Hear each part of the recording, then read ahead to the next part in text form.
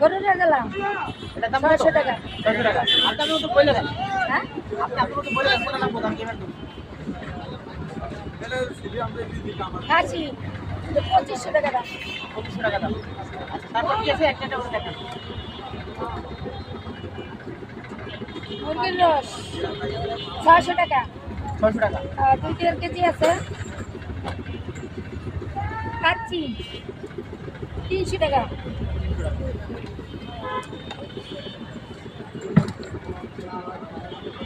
পুরানি 2 litre 200 টাকা।